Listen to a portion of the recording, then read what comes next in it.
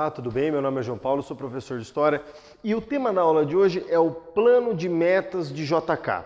Bom, quem é o JK? O JK foi o presidente brasileiro dali final dos anos 50, 55, 56 até 1960 e o JK era um político mineiro, tá? Ele tinha sido governador do estado e assim por diante, era afiliado ao PSD, ele tinha características getulistas, logo subentende-se características do populismo, ou seja, ele faz parte da República Populista Brasileira. Bom, o principal ponto do governo do JK, além do plano de metas, é o nacional desenvolvimentismo. O que seria isso? Imagina assim, ó, o Estado, a figura, o Brasil, certo? Nas mãos do JK, até então, na época, mais o capital estrangeiro, isto é, o governo brasileiro, o Estado brasileiro, aliado ao capital estrangeiro, procurava incentivar e desenvolver o Brasil. Por isso que se chama nacional desenvolvimentismo, ou seja, nacional por conta do Estado e desenvolvimentismo por conta do capital estrangeiro que estava sendo colocado no Brasil, certo? Isso, como que esse capital estrangeiro entrou no Brasil? Por meio de incentivos fiscais. Você diminui os impostos e as indústrias começam a se instalar no Brasil, certo? Bom, o plano de metas.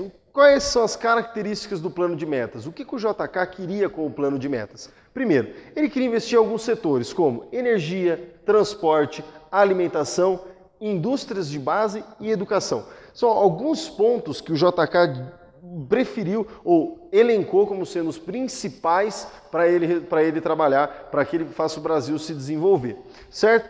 E qual seria a sua meta síntese? Qual seria a marca do seu governo? Aquela coisa que você olha e fala assim, isso é o governo JK. Isso é a construção de Brasília, que ele vai terminar no final do governo dele em 1960. Então, ele vai sintetizar o seu plano de metas com a construção de Brasília, que vai mostrar que o Brasil estava desenvolvido, que o Brasil estava caminhando para ser um país de primeiro mundo. Bom, só que este plano de metas vai gerar um certo impacto. Como? Qual é o principal impacto do Brasil, do plano de metas? É o aumento da produção e, consequentemente, do PIB.